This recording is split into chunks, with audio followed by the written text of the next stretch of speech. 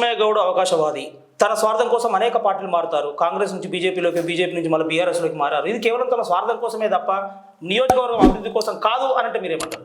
ఇప్పుడు నేనేమంటున్నా అంటే, భిక్షమయ్య గౌడ్ రాజకీయాలకు వచ్చిందే ఒక సేవకునిగా పనిచేద్దాం, ప్రజలకు ఏదైనా మేలు జరుగుతుందనే ఉద్దేశంతోనే రాజకీయాలకు వచ్చినాం.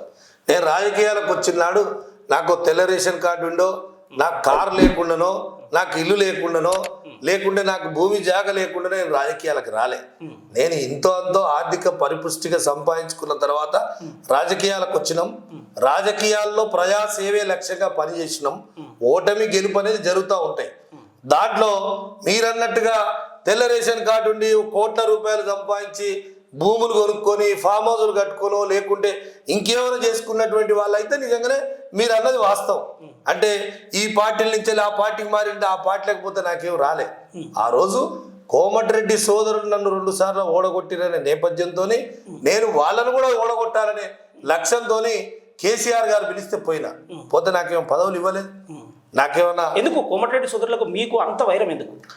అంటే వాళ్ళకేందంటే ఒక బీసీ నాయకుడిగా నేను ఎదుగుతున్నటువంటి ఎదుగుదలను జీర్ణించుకోలేక, ఒక బీసీ నాయకుడు రేపు ఒకవేళ మళ్ళా గెలిస్తే మంత్రి అవుతాడో లేకుంటే మమ్మల్ని దాటిపోతాడో మమ్మల్ని మరి మించిపోతాడనే ఒక అహంతో వాళ్ళు కుట్ర చేసి, నేను అదే పిన్ పాయింటెడ్ అడుగుతున్నా. అనేక మంది బీసీ నాయకులు కోమటిరెడ్డి బ్రదర్స్ దగ్గర కూడా పనిచేస్తున్నారు. అనేక మంది బీసీ నాయకులు వారు కూడా ప్రోత్సహిస్తున్నారు. కేవలం భిక్షమయ్య గౌడ్ గారి మీదనే వారికి ఎందుకు కోపం?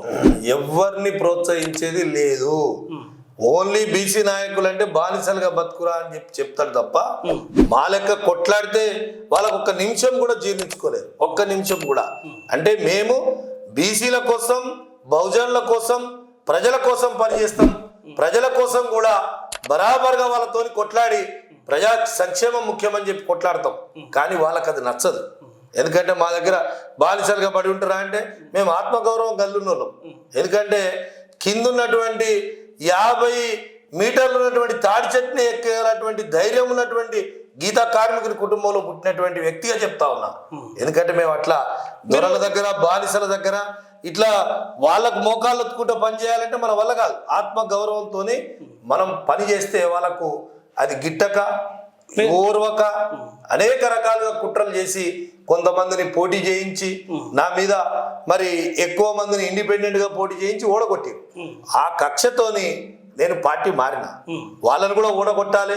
ఎక్కడో ఉన్నటువంటి కోమటిరెడ్డి వెంకటరెడ్డి ఆయన నల్లగొండ వ్యక్తి వచ్చి భువనగిరిలో ఎట్లా పోటీ చేస్తున్నాడు దాని మీద నేను పార్టీ మారిన. పార్టీ మారిన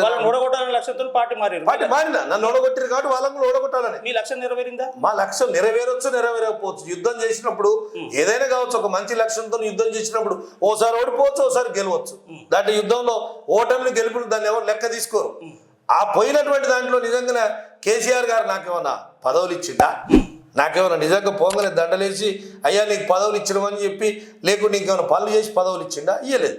తర్వాత నేను మళ్ళీ అక్కడ 2 సంవత్సరాలు ఉంటే నాకు అక్కడ కూడా ఏమి అంటే కనీసం పిలిచేటువంటి పరిస్థితి కూడా లేదు. చాలా అవమానాలు, చాలా అనేకమైనటువంటి ఇబ్బందికర పరిస్థితుల్లో నేను బీజేపీకి పోయినా. బీజేపీకి పోతే మళ్ళా ఏమంటారు కదా, రామేశ్వరం అయినా శనేశ్వరం వచ్చి మళ్ళా రాజగోపాల్ రెడ్డి బీజేపీలో జాయిన్ అయ్యాడు. బీజేపీలో జాయిన్ అయిన తర్వాత నన్ను 2 సార్లు ఓడగొట్టిన వ్యక్తికి నేనెట్లా పనిచేస్తా బీజేపీలో ఆయన గెలుపు అని చెప్పి ఆయన ఓడగొట్టాలనే లక్ష్యం నాకు ఎప్పుడైనా ఉండదు. Like and subscribe.